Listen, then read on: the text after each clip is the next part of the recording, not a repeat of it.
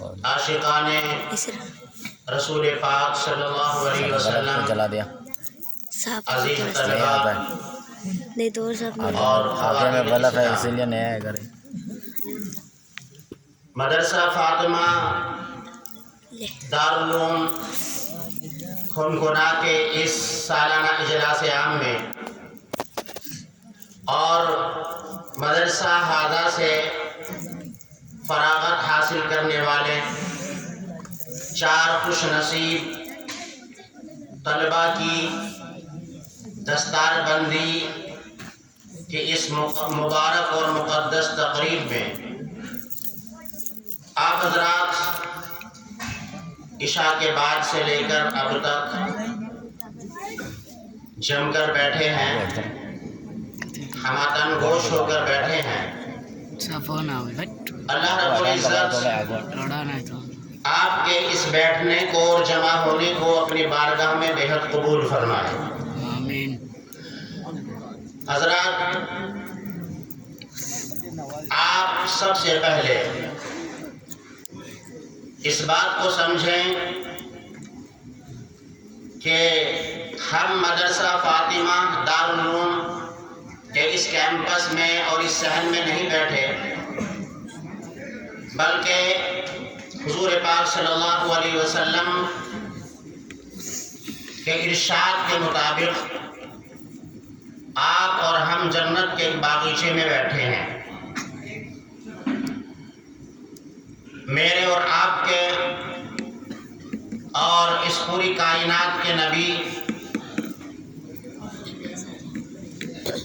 ختم الرسل سید الاولین اور آخرین محمد عربی صلی اللہ علیہ وسلم نے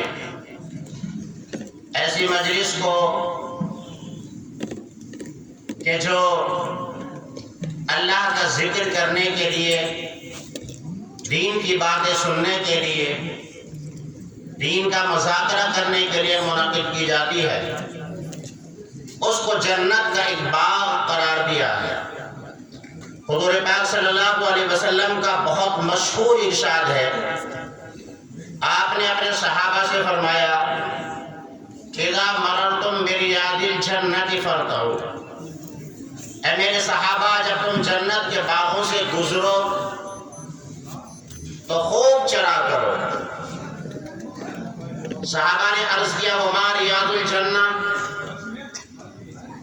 رسول پاک صلی اللہ علیہ وسلم دنیا میں جنت کے باغیچے کہاں سے آئے؟ تو آپ نے ارشاد فرمایا حلق الذکر، کہ ذکر کے حلقے، وعظ و نصیحت کی مجلسیں یہ دنیا میں جنت کے باغیچے ہیں۔ تو حضور پاک صلی اللہ علیہ وسلم کے اس ارشاد کے مطابق ہم اس مدرسے کے اس صحن کے اندر نہیں بیٹھے، بلکہ ہم جنت کے باغ کے اندر بیٹھے ہیں۔ ایک موقع پر صحابہ نے عرض کیا یا رسول اللہ صلی اللہ علیہ وسلم، ہم دنیا کی مجلس میں جاتے ہیں تو ہمیں انعام ملتا ہے، کوئی کھانا دیتا ہے، کوئی پیسے دیتا ہے، اور کچھ نہ کچھ ہمیں فائدہ اس مجلس سے حاصل ہو جاتا ہے۔ تو آپ سے سوال کیا گیا ما غنیمت یا رسول اللہ، ما غنیمت المجالس، کہ اللہ کے نبی صلی اللہ علیہ وسلم دین کی مجلسوں میں شامل ہونے پر کیا انعام ہے؟ تو نبی پاک صلی اللہ علیہ وسلم نے ارشاد فرمایا غنیمت مجالس الذکر الجنہ الجنہ، نبی نے ارشاد فرمایا کہ ذکر کی مجلسوں میں شامل ہونے پر اللہ تعالیٰ کی طرف سے جنت ہے، جنت۔ تو بھائیو، جنت کی خاصیت قرآن کریم نے یہ بیان فرمائی کہ جنت کے اندر ایسی نعمتیں ہیں، عیش و آرام کے ایسے سامان ہیں کہ ایک مرتبہ کوئی اگر جنت کے اندر داخل ہو گیا تو وہاں سے نکلنے کا سوچے گا بھی نہیں۔ ایسی وہاں پر اللہ تعالیٰ نے نعمتیں رکھی ہیں۔ سورہ واقعہ کے اندر بیان فرمایا وہ اصحاب الیمین ما اصحاب الیمین، کہ داہنے والے کیا ہی خوب ہے داہنے والے، فی صدر مخضود، جو ایسے باغات کے اندر ہوں گے کہ جہاں پر بغیر کانٹوں کے بیریاں ہوں گی، وطلح منضود اور تہبتے کیلے ہوں گے، وظل ممدود لمبے لمبے سائے ہوں گے، وماء مسکوب اور بہتا ہوا پانی ہوگا، وفاکہۃ کثیرہ اور بے شمار پھل اور میوے ہوں گے، لا مقطوعۃ ولا ممنوعہ جو نہ تو ختم ہوں گے اور نہ روکے جائیں گے۔ یہ اللہ تبارک و تعالیٰ نے جنت کی خوبی اور وہاں کی نعمتوں کا تذکرہ فرمایا۔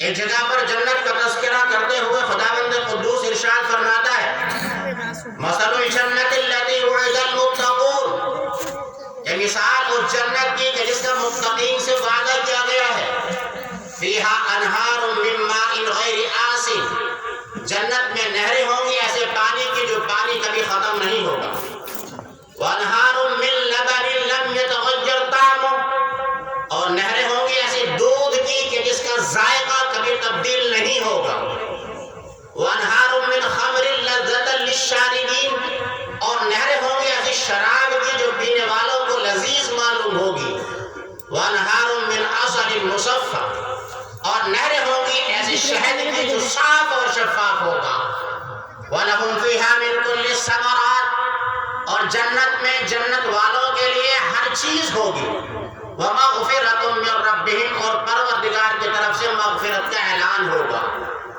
تو بھائی یہ ساری کی ساری نعمتیں کس کے لیے ہیں؟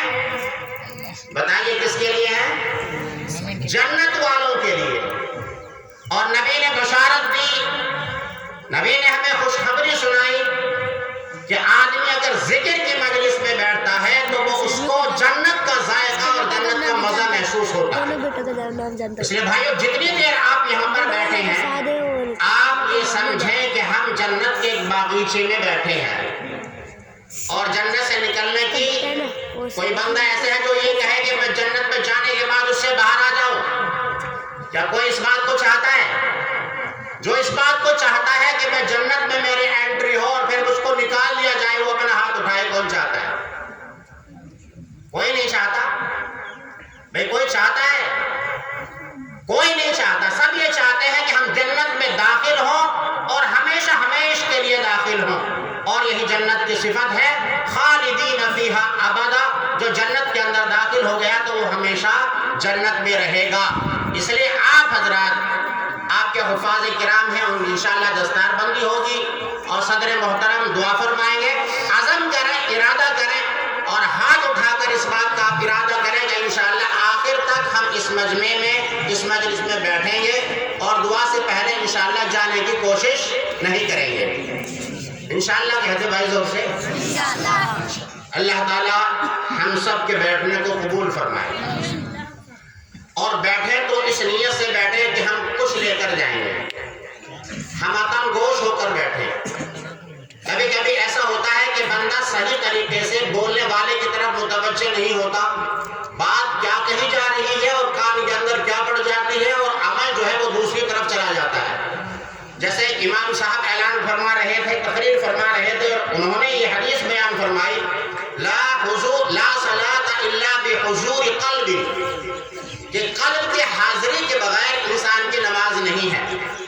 ایک بیچارہ راجستھان کا آدمی تھا جس نے سعودی میں کچھ وقت گزارا تھا، اس نے یہ تقریر سنی اور یہ حدیث سنی، حدیث سننے کے بعد گھر گیا، ظہر کی نماز میں امام صاحب بیان فرما رہے تھے کہ لا صلاۃ الا بحضور قلب، کہ قلب کے حاضری کے بغیر جو ہے وہ نماز نہیں ہے۔